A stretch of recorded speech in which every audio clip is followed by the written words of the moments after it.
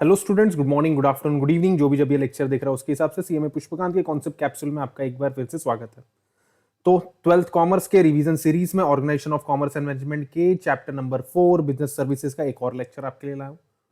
पिछले लेक्चर में हमने टाइप्स ऑफ बैंक किया था, जैसे कि मैंने आपको बताया था मोस्ट इंपॉर्टेंट क्वेश्चन है बच्चों, एग्जाम में बहुत बार आ चुका है।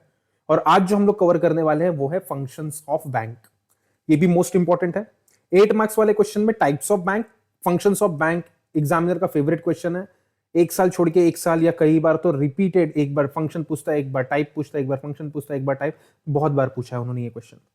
तो टाइम वेस्ट किए बिना हम लोग अपने क्वेश्चन पे चलेंगे। तो ये हमने types of bank last time किया हुआ था। आज हम लोग जा रहे हैं फंक्शंस ऑफ बैंक की तरफ। यहां पे आते हैं, फंक्शंस ऑफ कॉमर्शियल बैंक पढ़ना है बच्चों आज हम लोगों को। तो कॉमर्शियल बैंक कौन सा बैंक होता है? वो बैंक जहां पे आप, मैं, बिजनेस ऑर्गेनाइजेशंस वो लोग अपना अकाउंट ओपन करते हैं और ये हमको क्या करता है, deposit, accepting deposit and loan देने का काम करता है। तो इसके फंक्शंस कैसे हैं? दो टाइप के फंक्शंस है। पहले चार्ट समझ लो, फिर आंसर आप लोगों को समझा रहा हूं मैं। तो सबसे पहला प्राइमरी फंक्शन, दूसरा सेकेंडरी फंक्शन। तो फंक्शंस दो पार्ट में क्लासिफाइड, पहला प्राइमरी, दूसरा सेकेंडरी। पहला प्राइमरी, दूसरा second, primary secondary. Primary function के बच्चों दो type, accepting deposit, granting loans and advances. Primary दो type, accepting deposit, granting loans and advances. अब एक्सेप्टिंग डिपॉजिट भी दो टाइप में, time deposit, demand deposit. Time deposit, demand deposit. Time डिपॉजिट भी दो पार्ट में, फिक्स डिपॉजिट, रिकरिंग डिपॉजिट। और डिमांड डिपॉजिट भी सेविंग्स अकाउंट और करंट अकाउंट में। हो गया प्राइमरी का एक्सेप्टिंग डिपॉजिट पार्ट। अब ग्रांटिंग लोन्स एंड एडवांसेस, पहले तो लोन देता है फिर एडवांस देता है, पहले तो लोन देता है फिर एडवांस देता है। लोन कौन से प्रकार का देता है? शॉर्ट टर्म लोन देता है, लॉन्ग टर्म लोन देता है, मीडियम टर्म लोन देता है। एडवांस कैश क्रेडिट के रूप में देता है, discounting of bill of exchange के रूप में देता है और ओवरड्राफ्ट फैसिलिटी देता है। हर एक चीज को हम लोग डिटेल में पढ़ रहे हैं। इसको सिर्फ आप दिमाग में याद रखना अपने, क्योंकि एग्जाम में आएगा तो आप पहले तो सीक्वेंस याद करोगे, तो ये सीक्वेंस आपको याद करने में मदद करेगा। सेकेंडरी फंक्शन सीधे सीधे दो टाइप है, एक एजेंसी है, दूसरा यूटिलिटी है। तो एजेंसी फंक्शन में क्या आता है? पीरियोडिक कलेक्शन एंड पेमेंट्स करता है, फंड ट्रांसफर करने का काम करता है, फॉरेन ट्रांजेक्शन के लिए आपको हेल्प करता है, पोर्टफोलियो आपका शेयर का मैनेज करने में हेल्प करता है, डीमटेरियलाइजेशन को ये हेल्प करता है। डीमटेरियलाइजेशन, रीमटेरियलाइजेशन पढ़ा होगा, पढ़ते हैं थोड़े टाइम बाद। यूटिलिटी फंक्शन के अंदर ये इशू करता है draft and cheque, locker facility आपको प्रोवाइड करता है, प्रोजेक्ट रिपोर्ट आपको बना के देता है, अंडर राइटिंग सर्विसेज देता है, कोल्ड रिलेटेड सर्विसेज देता है, गिफ्ट चेक्स देता है। तो ये सब कॉमर्शियल बैंक के फंक्शंस हैं। तो एक बार फिर से, primary function, secondary function. Primary function दो type, accepting deposit, granting loans and advances.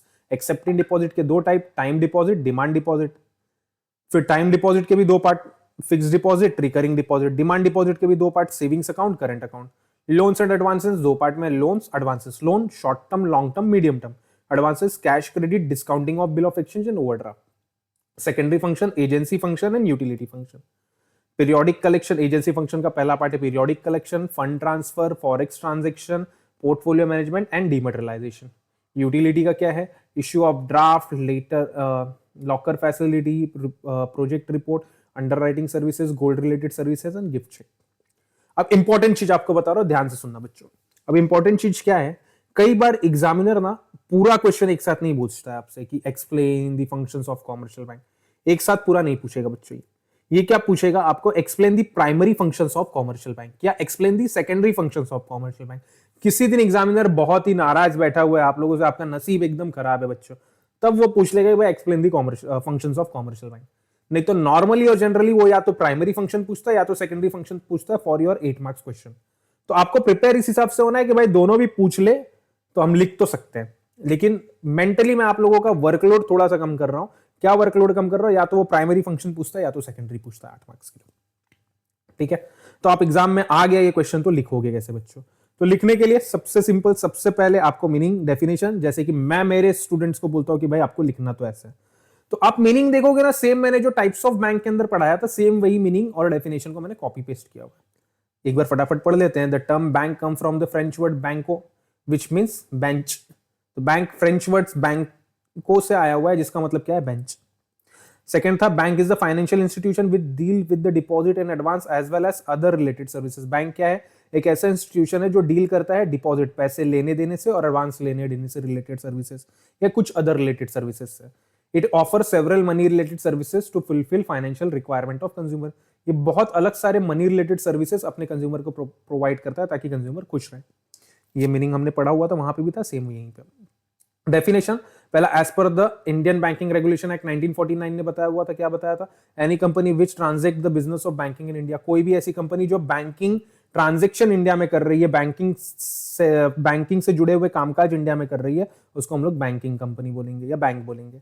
और वर्ल्ड बैंक क्या बोल रहा था? वर्ल्ड बैंक बोल रहा था accepting for the purpose of lending, कोई ऐसा इंस्टीट्यूशन, ऐसा बैंक, ऐसा ऑर्गेनाइजेशन जो पैसा एक्सेप्ट कर रहा है for the purpose of lending, loan देने के लिए, या कहीं पे इन्वेस्ट किसी का एक्सेप्ट कर रहा है पब्लिक से और रीपेमेंट कर रहा है ऑन डिमांड पे, जैसे ही सामने वाला मांग रहा है उसको पैसा, उसका रिटर्न भी कर दे रहा है। और कैसे कर रहा है? चेक के थ्रू कर रहा है, ड्राफ्ट के थ्रू कर रहा है, अदरवाइज में मैंने बताया था आपको, एटीएम आ गया, डेबिट कार्ड आ गया, क्रेडिट कार्ड आ गया, यूपीआई आ गया, इंटरनेट बैंकिंग आ गया, ये सब यहां पे आ गया। और किसी ट्रांजेक्शन या अदरवाइज और किसी चीज को ये इंक्लूड करता है। तो ये जो हमने वहां पे पढ़ा था सेम वही चीज। इंपॉर्टेंट यहां से स्टार्ट हो रहा है, commercial banks are backbone of the financial system. भाई हमको ही पता है, बैकबोन है फाइनेंशियल सिस्टम का, वो रीढ़ की हड्डी है। आगे बोलता है their functions are broadly divided into primary function and secondary function, जो अभी हमने कुछ देर पहले चार्ट में देखा कि बैंक के जो फंक्शन है वो दो पार्ट में, पहला प्राइमरी फंक्शन, दूसरा सेकेंडरी फंक्शन। तो धीरे धीरे एक एक चीज को स्टार्ट करते हैं हम लोग। तो सबसे पहले पढ़ेंगे प्राइमरी फंक्शन। प्राइमरी फंक्शन को बच्चों कोर बैंकिंग फंक्शन भी बोला जाता है। प्राइमरी फंक्शन को कोर बैंकिंग फंक्शन भी बोला जाता है। तो यहां पे क्या लिखा है? Primary functions are the core banking functions, they represent the basic role of the commercial bank in the economy. तो ये जो कोर बैंकिंग फंक्शन है, ये बेसिक रोल दिखाता है कॉमर्शियल बैंक का कि भाई आपके देश में, इकोनॉमी मतलब कंट्री में, कि क्या उसके बेसिक रोल्स है। उसके भी दो टाइप थे, हमने पढ़ा था, accepting deposit and granting loans and advances. तो पहले हम लोग पढ़ते हैं एक्सेप्टिंग डिपॉजिट। एक्सेप्टिंग डिपॉजिट, सीधे सीधे पब्लिक से डिपॉजिट का पैसा ये कलेक्ट कर रहा है। तो क्या बोलता है? This is the most important function of the commercial bank. हमको भी पता है मोस्ट इंपॉर्टेंट फंक्शन नहीं है। Bank mobilise saving from the public and channel them into a productive uses. तो बैंक क्या करता है? पब्लिक के पास जो छोटा छोटा सेविंग का पैसा पड़ा हो उसको मोबिलाइज करवाता है। पब्लिक के पास से मोबिलाइज करना मतलब घुमाना, सर्कल बनाना, घूमना। पब्लिक के पास से घूम के मेरे पास आएगा, मेरे पास, मैं बैंक हूं, ठीक है, पब्लिक के पास से घूम के मेरे पास आया, मेरे पास से इंडस्ट्री के पास जाएगा, इंडस्ट्री के पास से वापस से घूम के पब्लिक के पास, कैसे? सैलरी के रूप में जाएगा, पब्लिक वापस से थोड़ा पैसा सेव करेगी, बैंक को देगी, बैंक वापस से इंडस्ट्री को लोन देगा। तो साइकिल है ये, मोबिलाइज करवाता है। तो बैंक क्या करता है? मोबिलाइज करवाता है सेविंग फ्रॉम द पब्लिक और उसको प्रोडक्शन में यूज करवाता है। अब डिपॉजिट के भी दो टाइप थे, हमने पढ़ा था। एक क्या था? एक था टाइम डिपॉजिट, दूसरा था डिमांड डिपॉजिट। तो टाइम डिपॉजिट क्या बोलता है? Repayable after a fix period. Time deposit, एक फिक्स पीरियड के बाद पैसा रिटर्न कर देना पड़ता है। इसके बाद सबसे पहला टाइप जो है वो आपका है, वो है FD, fix deposit. Fix deposit क्या बोलता है? Customer deposit a fix amount for a fix period at a fix interest rate. तो फिक्स डिपॉजिट में आप जैसे पब्लिक, जनरल पब्लिक जो होती है या कंपनियां भी, एक फिक्स पोर्शन ऑफ अमाउंट, एक फिक्स अमाउंट, एक फिक्स पीरियड के लिए एक फिक्स रेट ऑफ इंटरेस्ट के ऊपर डिपॉजिट कर देती है बैंक में। जैसे कि मेरे पास 10 लाख रुपया पड़ा हुआ है, मैं बैंक ऑफ इंडिया में गया, बैंक ऑफ इंडिया में एक साल के लिए वो 10 लाख रुपया रख दिया at the rate of 10% per annum पे। फिक्स डिपॉजिट है वो। क्या बोलता है? Interest rate are higher than the savings account and vary with the deposit period.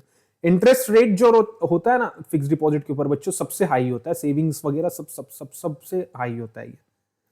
तो इंटरेस्ट रेट इसके ऊपर हाई होता है, लेकिन ये वेरी करता है पीरियड के हिसाब से। मतलब अगर मैंने 1 साल के लिए रखा तो जैसे मेरे को 10% मिला था, वही मैं 2 साल के लिए रख दूंगा तो मेरे को 12% हो जाएगा, 3 साल के लिए रख दूंगा तो 14% हो जाएगा। तो वो चेंज होता रहता है बच्चों, पीरियड पे वेरी करता है। थर्ड बोलता है withdrawal before maturity reduce interest. तो अगर आप मैच्योरिटी के पहले पैसा विड्रॉ कर रहे हो, तो जैसे कि मैंने 10 लाख रुपया 10% पे 1 साल के लिए रखा था ना, मैंने 10 महीने में पैसा निकाल लिया, तो वो रेट ऑफ इंटरेस्ट थोड़ा कम कर देते हैं वो लोग, ठीक है। आगे बोलता है bank issue fix deposit receipt, FDR, fix deposit receipt मिलता है मेरे को। मैं जब ये पैसा फिक्स डिपॉजिट में रखता हूँ मेरे को एक रसीद मिलती है, which can be use to take loan. अगर मेरे को किसी से लोन लेना है, मैं उसको एज अ प्रूफ सबमिट कर सकता हूं, एज अ, ठीक है। सेकेंड है रिकरिंग डिपॉजिट। फिक्स डिपॉजिट का छोटा भाई है रिकरिंग डिपॉजिट। आपके पास ज्यादा पैसा है, एक लमसम पैसा, आप क्या करो फिक्स डिपॉजिट में डाल दो। लेकिन आपके पास लमसम पैसा नहीं है, लेकिन आपको पता है एक लमसम पैसा मेरे पास हर महीने आता है। अब जैसे कि मेरी सैलरी है, तो मेरी सैलरी में हर महीने मेरे को पता है कि भाई मेरे पास 10,000 रुपया आएगा और वो 10,000 रुपया मैं सेव कर सकता हूँ। तो हर महीने में 10 करके मैं जमा कर सकता हूँ। तो उसको हम लोग रिकरिंग, रिकरिंग मतलब बार बार बार बार बार बार, आपका वाला बार नहीं, बार बार, अगेन एंड अगेन। तो बार बार डिपॉजिट कर रहा हूं मैं एक पर्टिकुलर अमाउंट, एक सुटेबल अमाउंट। तो यहाँ पे क्या लिख रहा है, suitable for the salaried person and businessman with regular income. जिनके पास सैलरी का इनकम आता है, रेगुलर इनकम आता है, महीने पे पैसा आता है, वो एक फिक्स अमाउंट जैसे 10,000 हर महीने जमा कर सकते हैं, recurring deposit. A fix sum of deposit monthly, एक fix amount. At maturity the accumulated amount plus interest paid. जैसे ही, ये भी एक पीरियड के लिए होता है, जैसे ये मैं 12 महीने के लिए कर रहा हूँ, 24 महीने के लिए कर रहा हूँ, जैसे वो पीरियड खत्म होगा आपका पैसा मिलेगा प्लस आपको इंटरेस्ट मिलेगा। Rate of interest is similar to FD, FD के जैसे ही रेट ऑफ इंटरेस्ट इसके ऊपर मिलता है, और इसके अंदर आपको पासबुक मिलता है आपका ट्रांजेक्शन ट्रैक करने के लिए। ये हो गया time deposit. Demand deposit, demand deposit repayable on demand. ठीक है, यहां पे आपका पैसा डिमांड पे, आप जैसे मांगोगे वैसे आपको मिल जाएगा। तो इसमें सबसे पहला भाई आता है मेरा सेविंग्स अकाउंट। आपका भी कुछ बैंक में अकाउंट होगा, मम्मी पापा का भी कोई बैंक में अकाउंट होगा, मेरे पास भी अकाउंट है, वो सेविंग्स अकाउंट है बच्चों, जिसके अंदर हम लोग डेली गूगल पे यूज करते हैं ना हम लोग, कौन से अकाउंट से लिंक होता है, वो सेविंग्स अकाउंट से लिंक होता है मेरे। ये इनकरेज करता है सेविंग अमंग द इंडिविजुअल। ये क्या करता है, आप लोगों के बीच में सेविंग का हैबिट लगाता है। लिमिटेड विड्रॉवल अलाउ करता है, इंटरेस्ट रेट लो होता है। इसके अंदर अगर आप एटीएम से 5 से 6 बार ज्यादा से ज्यादा ट्रांजेक्शन करोगे ना, पैसा कटने लगता है, और इंटरेस्ट रेट भी यहाँ पे लो मिलता है, 2-3% मिलता है बैंक के हिसाब से। पासबुक देता है, एसएमएस बैलेंस आपको पता चलता है, अकाउंट स्टेटमेंट देता है। स्पेशल फीचर क्या है इसका, flexi deposit, combines withdrawal of savings plus FD. ये सेविंग्स प्लस एफडी को कंबाइन कर सकता है। आगे बोलता है multiple option deposit, excess fund automatically transfer to FD, shortage converted by the FD transfer. अगर आपके अकाउंट में आपने सेट कर रखा है कि भाई 10,000 से ज्यादा जैसे ही पैसा रहा ना, अपने आप ऑटो तुम डेबिट कर दो और उसको एफडी में ट्रांसफर कर दो। तो ये भी एक फैसिलिटी आज के टाइम पे आ चुकी है कि अब मेरे अकाउंट में 50,000 रुपया है, तो मैंने लिमिट कितना सेट कर रखा है बच्चों, 10,000, तो 40,000 अपने आप एफडी में चला जाएगा। और वो 10,000 है, 10,000 में से 4,000 मैंने खर्चा कर दिया, 6,000 बच गया, तो फिर से वहां से एफडी में से 4,000 काटेगा और यहाँ पे 4,000 जोड़ देगा। तो ये एक नया फीचर आया हुआ है savings account. Current account, current account businessman भाई लोग खोलते हैं, operated by a businessman, hospital, institution for frequent transaction. इसका पर्पस ही होता है कि भाई हमारे पास नंबर ऑफ ट्रांजेक्शन बहुत ज्यादा होते हैं बच्चों, तो उसके लिए ये खोला जाता है ज्यादा ट्रांजेक्शन करने के लिए। No restriction on demand deposit and withdrawal, restriction नहीं है, जैसे मैंने सेविंग में बताया 5 ट्रांजेक्शन से ज्यादा विड्रॉ करोगे तो पैसा कटने लगेगा, यहाँ पे कुछ नहीं होता है वैसा। इंटरेस्ट पेड नहीं किया जाता है यहाँ पे, क्यों, आप सर्विस इतना हैवी ले रहे हो, इंटरेस्ट तो नहीं देगा बैंक आपको। यहाँ पे एक ओवरड्राफ्ट फैसिलिटी मिलती है आपको। ओवरड्राफ्ट फैसिलिटी में क्या होता है, बैंक आपको एक लिमिट दे देता है। क्या लिमिट देता है, सपोज आपके अकाउंट के अंदर 10 लाख रुपए, बैंक आपको बोलता है कि सर आप 20 लाख तक का पेमेंट करवा सकते हो किसी को, जैसे ही पेमेंट हो जाएगा कुछ दिनों के अंदर आपको मेरा पैसा रिटर्न कर देना है। ओवरड्राफ्ट, जितना दिया है उससे थोड़ा ज्यादा पैसा आप निकाल सकते हो या किसी को पे कर सकते हो। रेट ऑफ इंटरेस्ट उसके ऊपर हाई लेता है वो, लेकिन ये एक फैसिलिटी देता है। मंथली स्टेटमेंट देता है वो आपको। तो ये हो गया आपका करंट अकाउंट, ये हो गया एक्सेप्टिंग डिपॉजिट्स के पार्ट। अब granting loans and advances, bank provide a credit to individual और बिजनेसमैन इन 2 फॉर्म्स। 2 तरीके से क्रेडिट देने का काम करता है बिजनेस और इंडिविजुअल को। पहला लोन देता है, long term borrowings with the interest charge on the sanction amount. Loan देगा बैंक सबसे पहले, कैसे देगा, एक तो आपको पैसा देगा, दूसरा आपके ऊपर इंटरेस्ट चार्ज करेगा जितना भी सैंक्शन अमाउंट है उसके ऊपर। जैसे कि मेरे को सैंक्शन हुआ 10 लाख का लोन, तो 10 लाख के ऊपर बैंक इंटरेस्ट चार्ज करता है।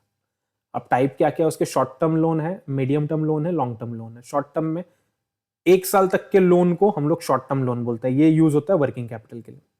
1 साल से 5 साल तक का लोन अगर हमने लिया तो वो मीडियम टर्म लोन होता है बच्चों, वो working capital plus fix capital. Fix capital मतलब एसेट परचेज करने के लिए यूज होता है।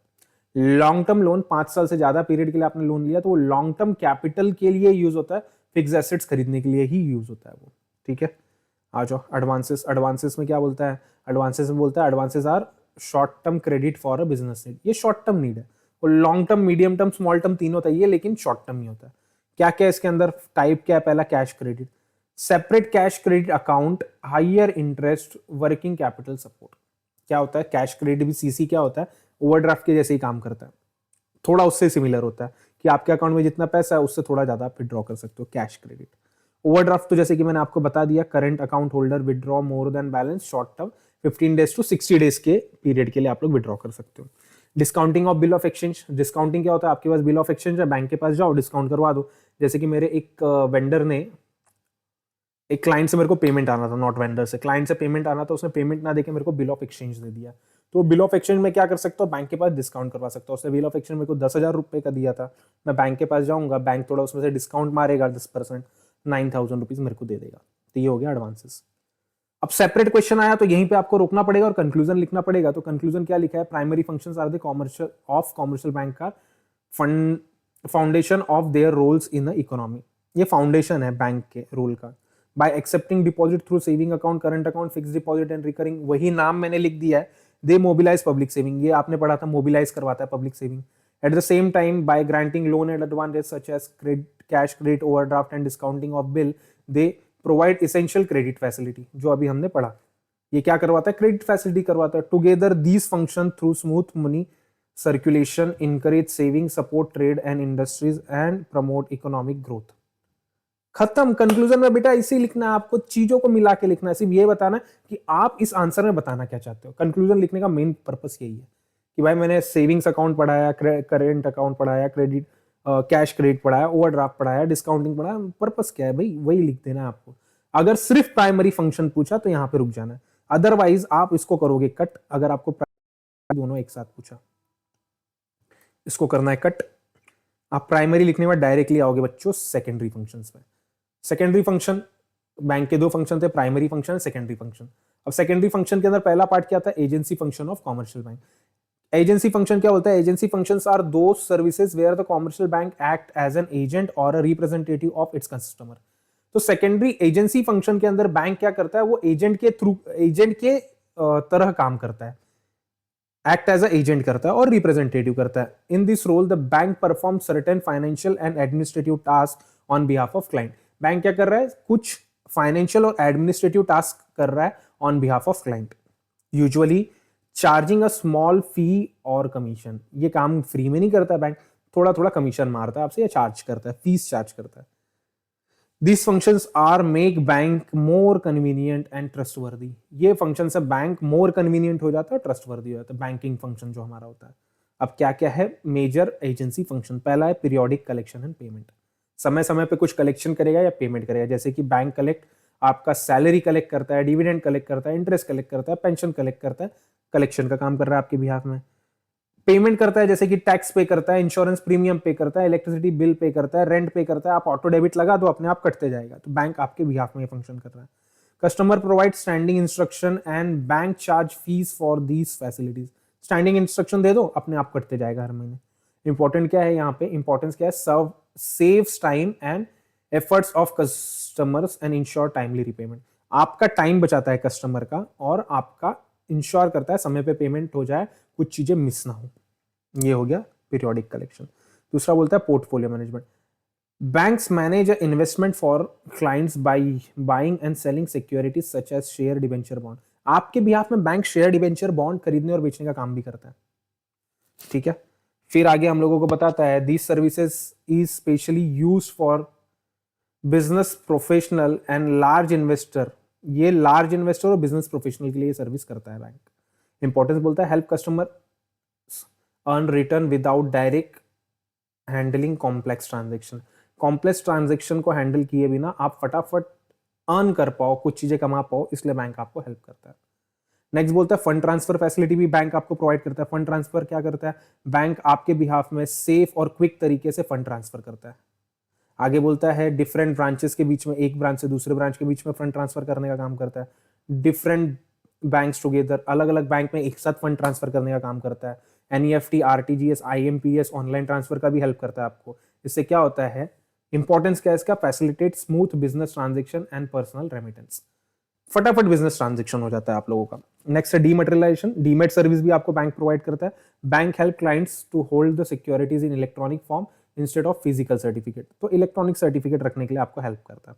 तो डीमेट ये आपको मैंने अच्छे से पढ़ाया हुआ है, एक बार ये आप सिर्फ देख लो। इससे क्या होता है, पेपर वर्क कम होता है, अवॉइड करता है रिस्क डैमेज होने, कागज का जो शेयर सर्टिफिकेट होता है वो डैमेज होने का चांसेस था ना, तो वो नहीं होता है। फॉरेक्स ट्रांजेक्शन के लिए भी आपको हेल्प करता है। Bank deals with the forex exchange, foreign exchange transaction on behalf of client. आपके बिहाफ में फॉरेक्स भी करता है, फॉरेन एक्सचेंज ट्रांजेक्शन आपके बिहाफ में, फॉरेन में पैसा पे करेगा, कलेक्ट करेगा, वो सब। They purchase forex received from the customer through the international dealings. आगे बोलता है they also sell forex when client need overseas transaction, travel, imports, education abroad. आप अब्रॉड जाते हो एजुकेशन के लिए, ट्रैवल करने के लिए जाते हो, तो आपके बिहाफ में वो फॉरेन ट्रांजेक्शन का कर लेगा वो। इंपॉर्टेंस क्या है? Facilitate international trade and travel. चलो, यूटिलिटी फंक्शन दूसरा फंक्शन है। Utility functions are the additional services provided by the commercial bank to make the banking more useful, convenient and customer friendly. Banking को और convenient और customer friendly बनाने के लिए ये काम किया जाता है। These functions go beyond the core activity of the deposits and lending. सिर्फ डिपॉजिट लेंडिंग बैंक का काम नहीं है, उसके आगे भी लेके जा रहा है ये इसको। अब इसके अंदर क्या क्या आता है? Issue of drafts and cheque. आपके बिहाफ में चेक और ड्राफ्ट, जैसे डिमांड ड्राफ्ट बना के देना, चेक बना के देना, वो काम कौन कर रहा है? बैंक कर रहा है। A draft is an order issued by a bank to pay a certain sum of money from one branch to another branch. एक ब्रांच से दूसरे ब्रांच में पैसा पे करने के लिए ड्राफ्ट बना के दे रहा है। Draft can be issued to both account holder and non account holder. अब मेरा एचडीएफसी बैंक में अकाउंट है, मैं वहां से ड्राफ्ट बनवा सकता हूँ। वही मेरा बैंक ऑफ इंडिया में अकाउंट नहीं है, मैं वहां पे भी जाके ड्राफ्ट बनवा सकता हूँ, कोई इशू नहीं होता है।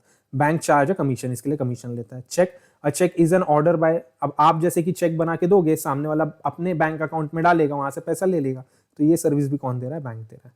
लॉकर फैसिलिटी आज के टाइम पे बैंक देता है। लॉकर फैसिलिटी आप जैसे कि अपना gold, jewellery, important document, certificates वहां पे रख सकते हो लॉकर फैसिलिटी के अंदर।